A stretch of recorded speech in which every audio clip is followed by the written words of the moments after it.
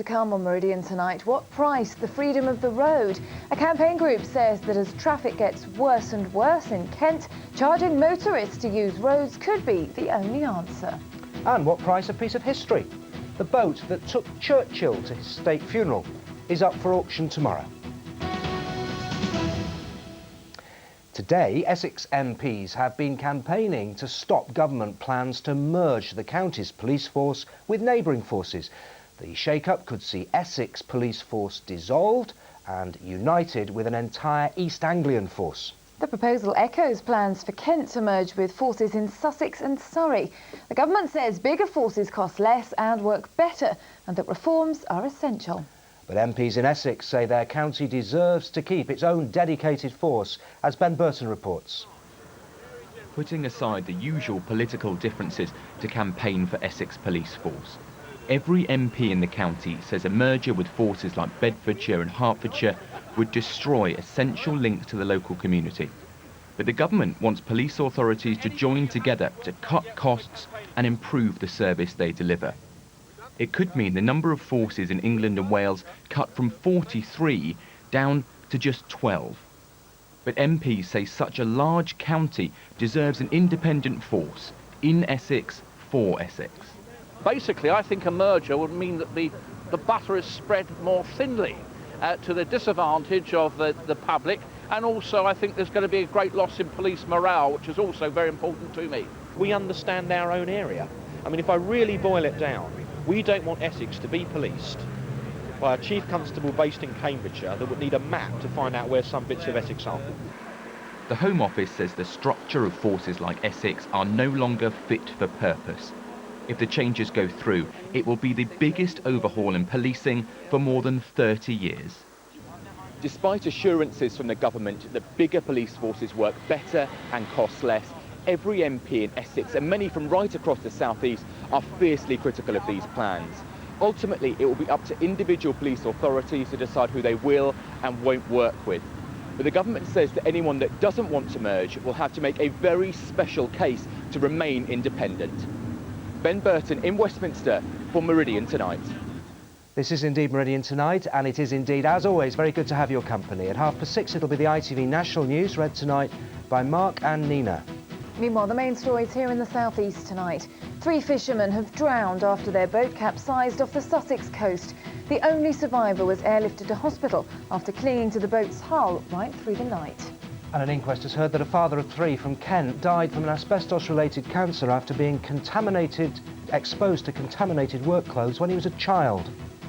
If you have a story you want to tell us about, email it to us at meridiannewssoutheast@itv.com, and you can, of course, also phone us. Sick of traffic jams? Well, congestion is getting so bad in Kent, the only way to control it could be through charging motorists to use the roads. That's certainly the view of the Council for the Protection of Rural England. It's putting its official response to the County Council's transport plan today, but the CPRE says it'll only work if the money is ploughed back into improving public transport. Suzanne Doyle reports.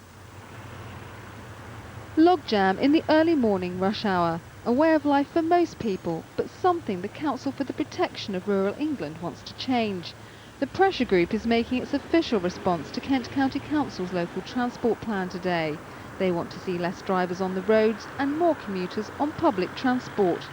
I'm on one of the busiest roads in Kent here, the A228 leading up to the M20, and you can see just how much traffic there is here. One of the CPRE's ideas for reducing congestion is to introduce charging, but only if it's part of a package of improving public transport. That any kind of congestion charging has to fund improvements to public transport and to alternatives. Nobody's fond of congestion charging, nobody wants to pay more, but the costs of all of us sitting in that congestion all day, every day, are horrendous. And let's not forget the people who don't have access to cars, who are struggling with the public transport system that we've got and are being left out at all turns. The CPRE says the county's emphasis on major road building schemes isn't improving congestion either. It wants smaller, less expensive improvements to make roads safer. Any savings could then be put back into improving public transport. is also concerned about how many new developments are being built in the county, which are basically isolated housing estates, which force people to get into their cars and drive. Today, the council learned it will receive a £47 million transport budget from the government, a large proportion of which will go towards funding the Leybourne bypass and the East Kent access road at Sandwich. At the end of the day, anybody who travels around Kent knows that we need to do something pretty fundamental with some of our roads, but we do need to improve public transport as well. I don't think we can abandon major schemes. We do actually need them so that people can move around the county. The council will be responding to CPRE's views early next year, and it will then submit the 5-year plan to the Department of Transport. Suzanne Doyle in Maidstone for Meridian Tonight. Sadly, I don't think we'll ever see an end to the traffic jam, but it'd be nice, wouldn't it? I think we will, but I think Sarah's got some news about somebody who doesn't worry about traffic jams. Is that right, Sarah? It's absolutely right, Phil. Good evening. Now, for most of the motorsport instructors at Brands Hatch in Kent, driving isn't just a job, it's a passion. Rally driving teacher Andrew Coley is one of them. He and his Sussex teammate Dan Pearce are in the finals of a competition to take part in one of the most gruelling motor races in the world, the Lisbon to Dakar Rally. It's an all-out 9,000-kilometre scramble across some treacherous terrain. Of around 500 teams, more than 200 will never finish the race.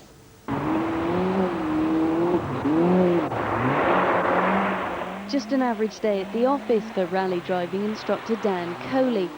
This is how he spends most of his time.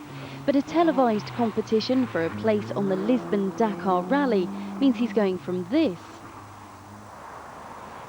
to this.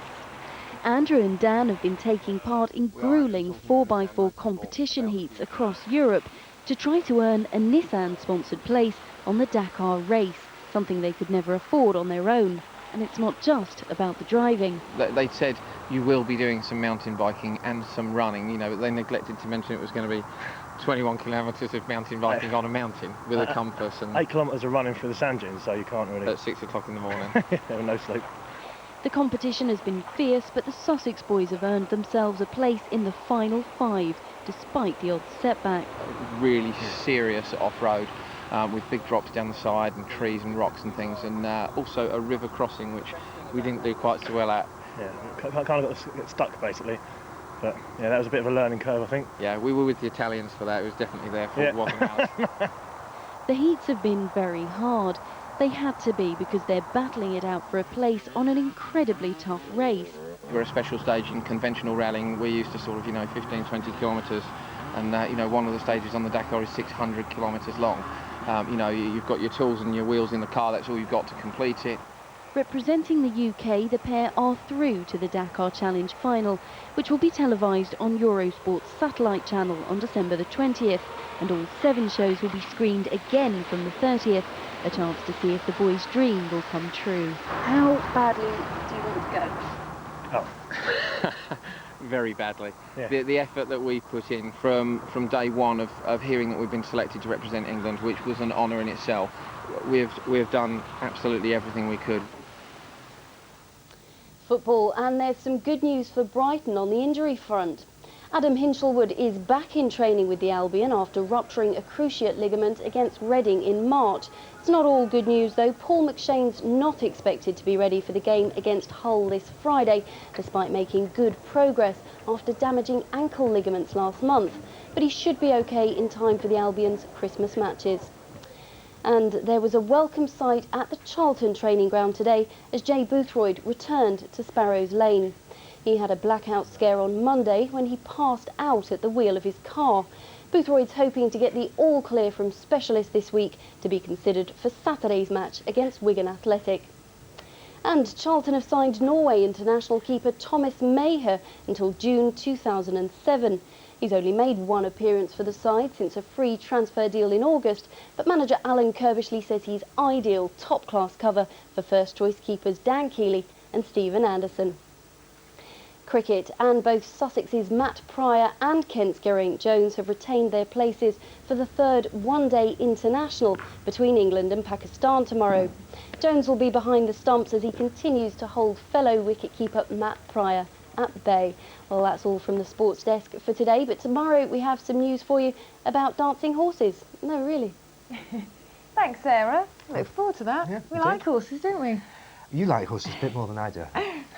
Anyway, the boat whose finest hour came when it was used to carry the coffin of Sir Winston Churchill on its final journey is about to go under the hammer in London. The Haven Gore was restored at Chatham and is expected to sell for over £1 million. Philip Gomm has been to meet the man whose passion for British history saved the boat from the scrapyard. Preparing to part with a piece of history. For almost a decade, Owen Palmer has put his time and money into restoring the Haven Gore. But now the craft, beautifully renovated at the historic dockyard in Chatham, is up for sale. Its fame linked to just one day, the 30th of January 1965. It sailed into history during the state funeral in 1965 of Sir Winston Churchill. And today we can see where he lay here, and he was surrounded by the Grenadier Guards. The Air Marshal was on board at the time, and of course members of the Churchill family. The launch was watched by millions as it ferried the body of the former Prime Minister between Tower Pier and Festival Pier on the River Thames, following his funeral at St Paul's Cathedral. Well, you've got down here what is now would be the new owner's cabin, ensuite and the likes. It was in the past, in its past days, the surveyor's cabin. Okay, so this is the skipper's cabin, and of course, as you can see, we have a print of the great man. Mr Palmer used the vessel as an educational tool, teaching young people about their past, inspiring them with the feats of one of Britain's greatest men.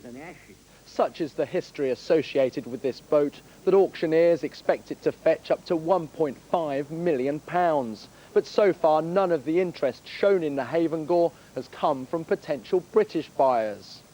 She may be safe for the nation, but I would say that it's more likely that she'll go to either someone who already has a yacht, or perhaps a Churchill enthusiast, a Churchill collector. People collect all kinds of Churchilliana. Just who that new owner will be, we'll know tomorrow afternoon. Philip Gomm in London for Meridian Tonight.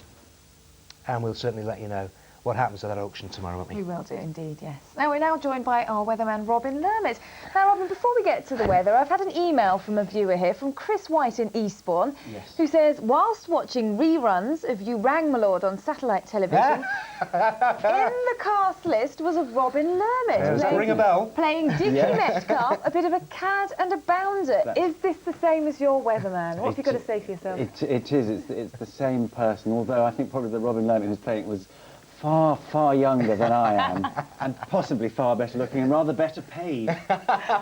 Because this was your past, wasn't it, as an actor? It was, yeah, because I was an actor for 16 years, but then won a competition to do the weather, so, you know, I've had a bit of a reinvention, but it's been great. Oh, well, lovely. Thank you very much, and we will now leave you to do the weather. Here's Robin.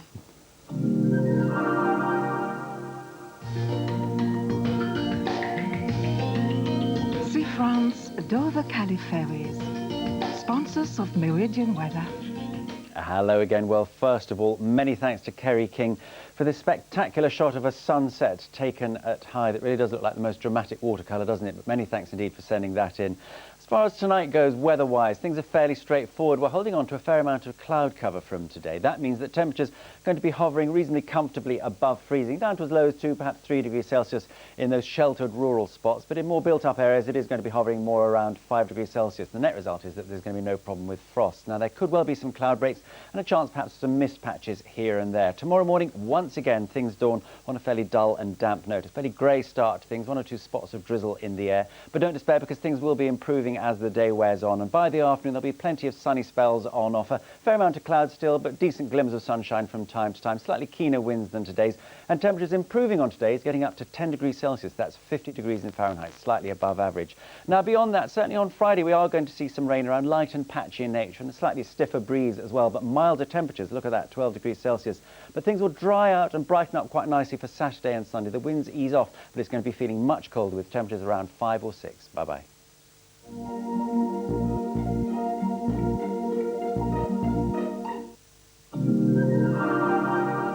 Thanks, Robin. Good luck with the pay rise.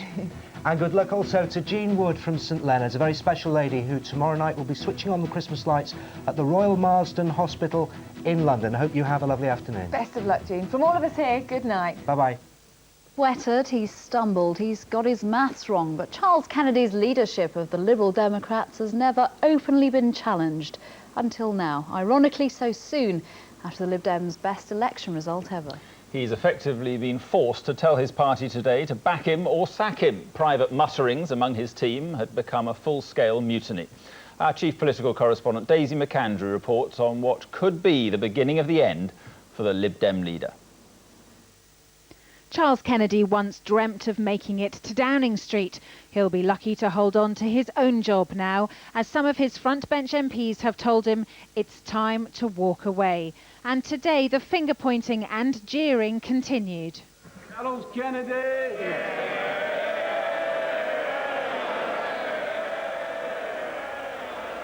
This is the committee corridor where Charles Kennedy's office is, an office he's held for 6 years. But the whisperings about his leadership and his authority have really been going on along these corridors for the last few weeks. And they've been whispering words like too lacklustre, drinks too much, too lazy. Now, his MPs today came here to a committee room to tell it to his face. But given the party's relative success at the election, why are the MPs so unhappy with him? Well, rumours have continued to dog Kennedy about his drinking, even though he's denied them. I certainly do not have a drink problem, no. And his MPs don't rate his grasp of detail either. You're talking in the region of 20... yeah. But there were some loyal MPs today defending Mr Kennedy. And he's been, doing very well in Parliament. He's been doing well at question time, and so he said at Shadow Cabinet, he said at Parliamentary Party, he said in his annual meeting that he had with the Lords as well earlier today. He has absolutely no intention of standing down. He intends to lead us to the next election. If the party does get rid of Mr Kennedy, though, who will replace him? There are rumours that Sir Mingus Campbell is ready to step in. Simon Hughes would also be a popular choice, or they might do as the Tories have done and go for a much younger candidate. Daisy McAndrew, ITV News, Westminster. Well, let's join our political correspondent Angus Walker. He's at the House of Commons tonight. Angus, what's the feeling then there this evening? A meeting going on. Is this it for Charles Kennedy? Well, that meeting is still going on, just a stone's throw away from where I'm standing. And at the meeting, there was a show of support from those loyalist MPs, one of which we heard from in Daisy's report. But I think this is more about the mood of the party behind the scenes. This was a very public show of strength. Nothing like having a meeting where you're going to confront all your MPs and making them march through all the journalists in the corridor outside to focus their minds about whether they want to be seen as backstabbing people or not.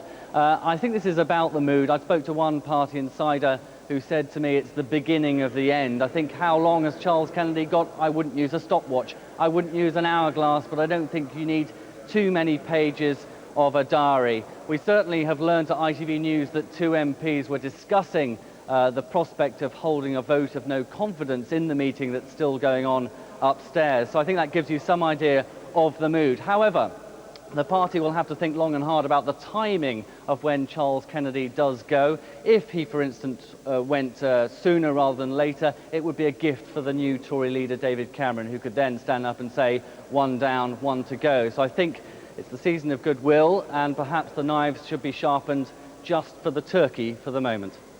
OK, we shall see. Angus, thanks very much indeed.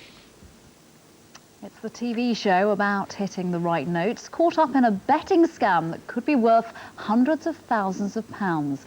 The X Factor was named today as one of several shows targeted by gangs of fraudsters who've been tipped off and backed the winning candidate at the bookies. It's thought the mole could be at work in the call centres that collate thousands of calls from viewers eager to back their favourite candidate. And it's not just the X Factor that's been in the crooks' sights, as Nina Nanar reports.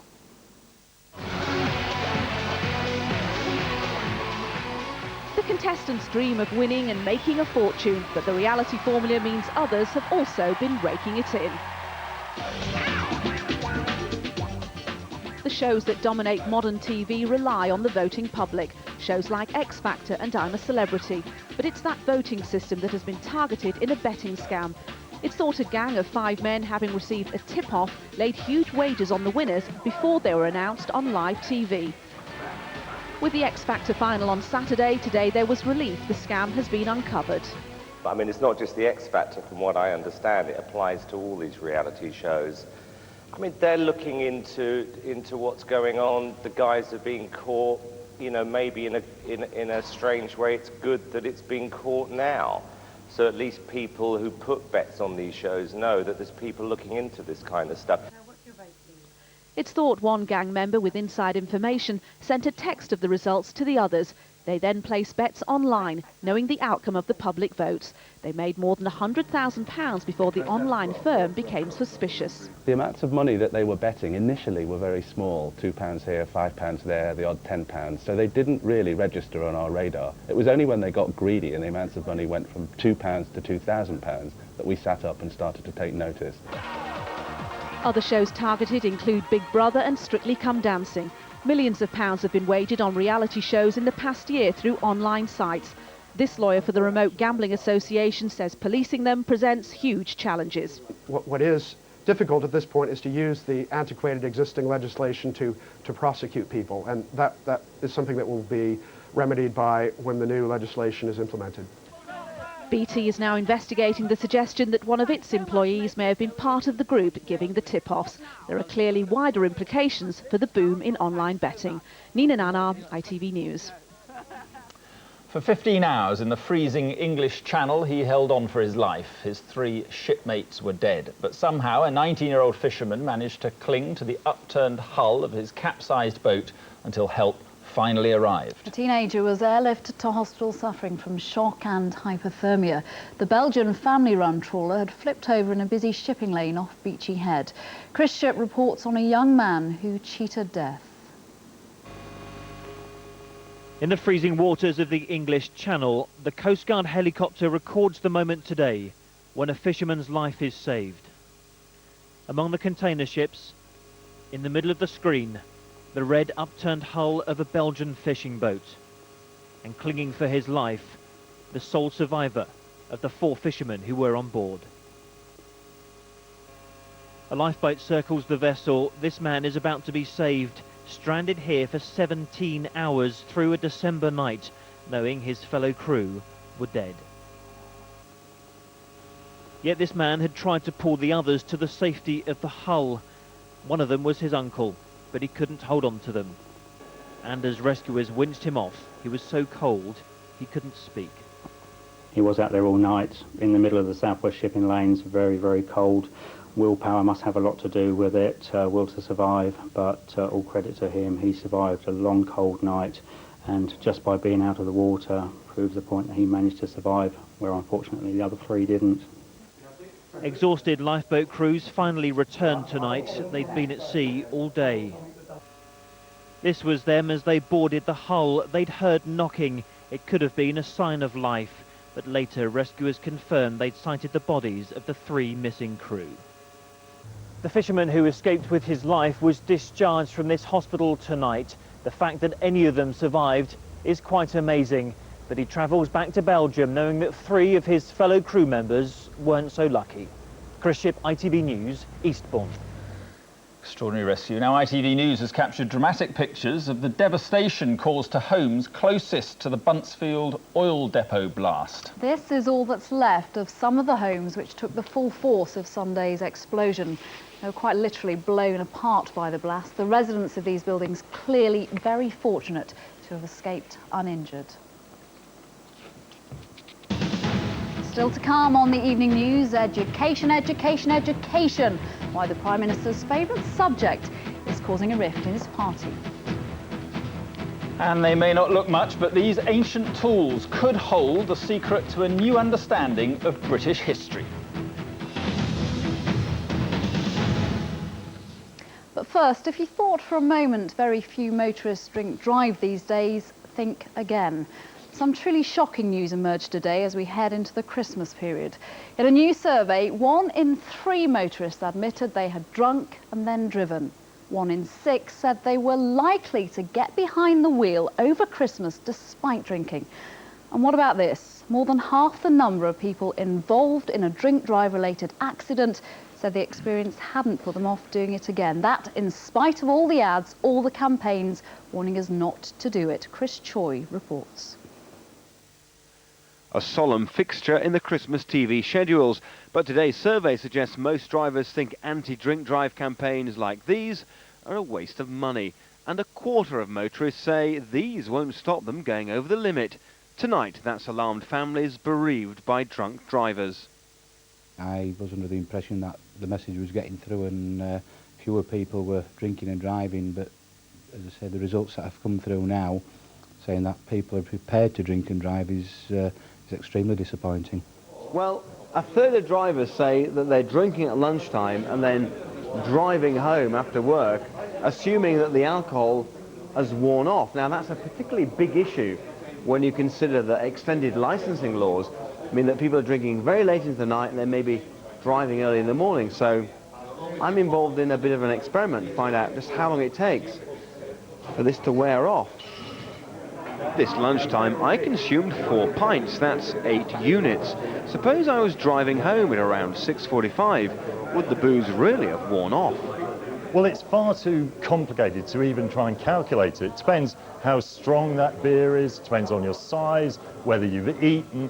I mean, you could have had 7 pints of those, go to bed at midnight, you might still be over the limit at 6 in the morning. A police Christmas drink drive patrol in action. Despite government efforts, 590 people were killed last year.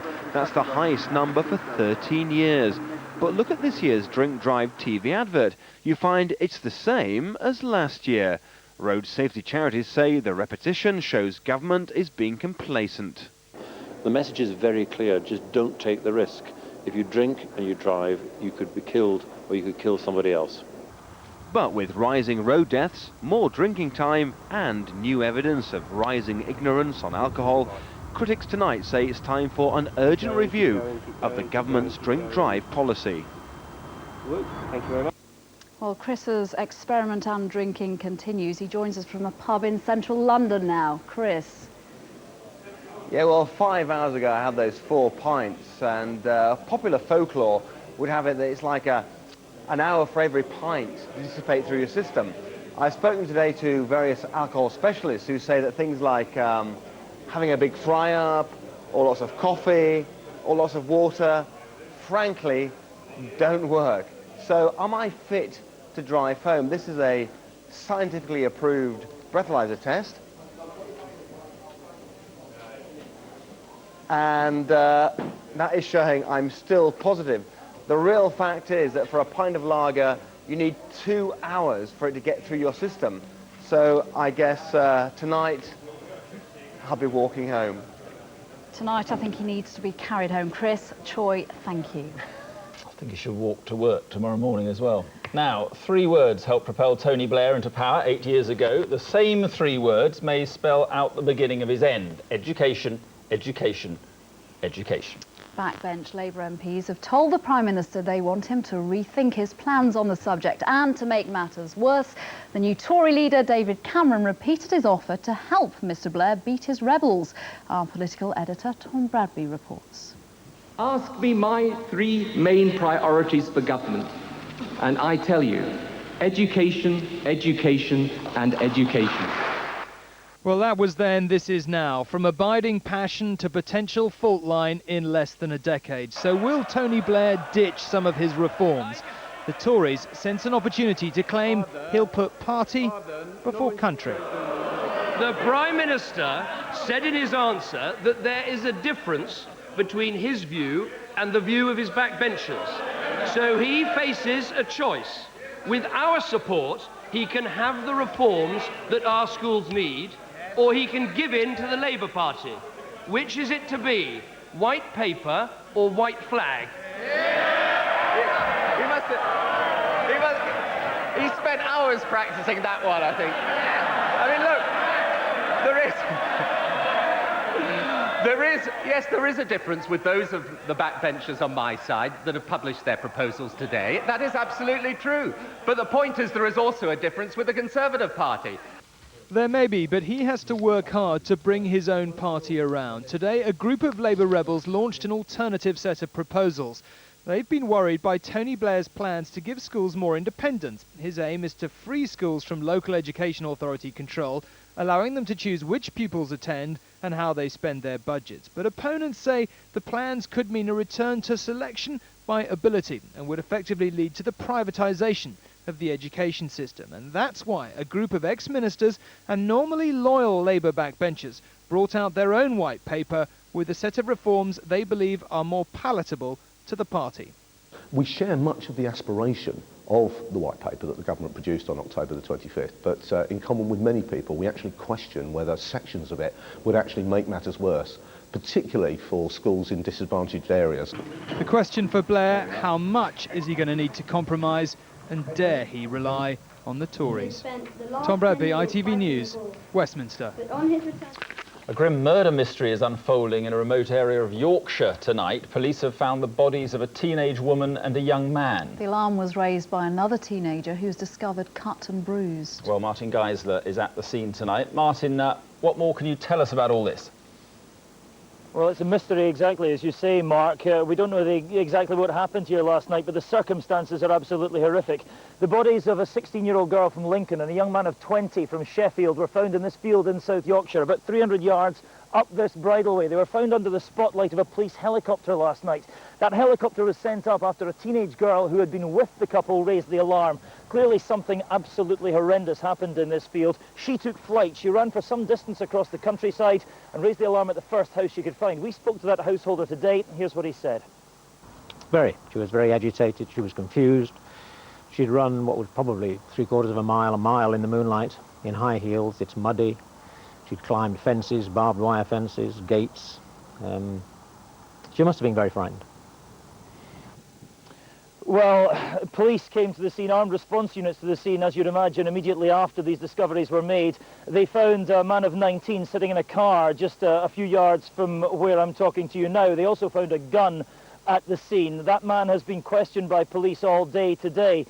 Post-mortem carried out on the two bodies today revealed they had died from gunshot wounds. No identities on the couple as yet. The police say they may issue those tomorrow. Back to you. Martin, thank you very much indeed. ITV has announced plans to close its news channel. A spokesman said it had been a difficult decision that in no way reflected on the news channel's excellent editorial and technical staff. ITV says it will now put extra investments into its news programmes here on ITV1. Right, let's get a reminder now of tonight's main news. 4 gang members who killed bar manager David Morley in a vicious random attack, which they filmed on a mobile phone, were found guilty of manslaughter today. In the last few minutes, the Liberal Democrat leader Charles Kennedy has insisted he has overwhelming support among his MPs, despite rumours of a revolt against him. And ITV's X Factor has been targeted by betting fraudsters. And in the southeast, 3 fishermen died when their trawler capsized off the Sussex coast. The only survivor was airlifted to hospital after he clung to the boat's hull through the night. And an inquest has heard a Kent father died from an asbestos-related cancer after being exposed to contaminated work clothes when he was a child.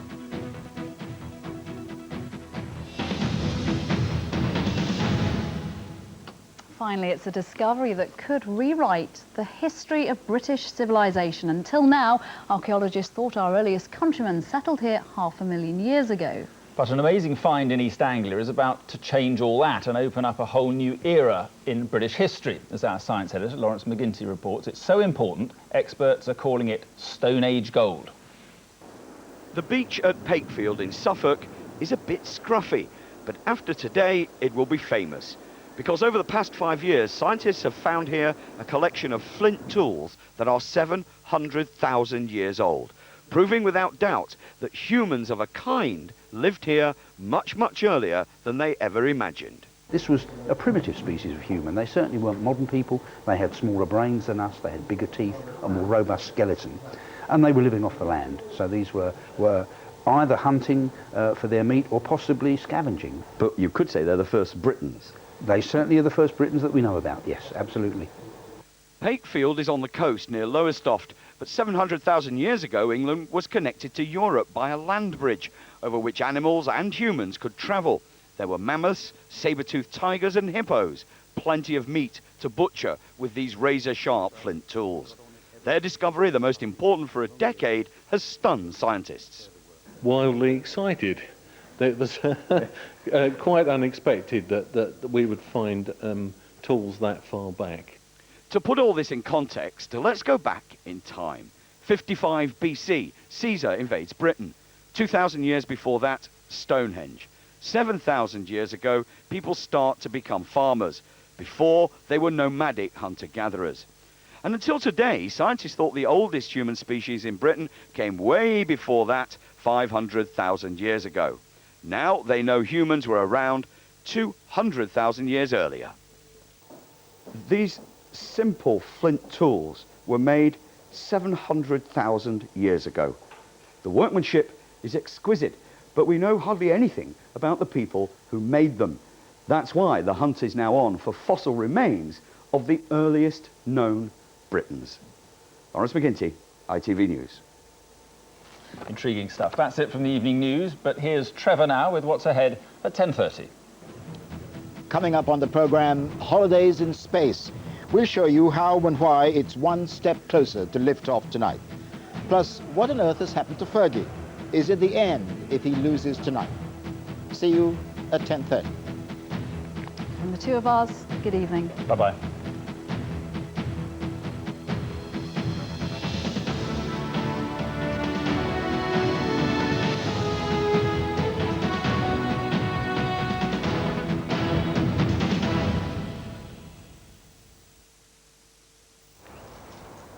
Yeah, boy, fetch.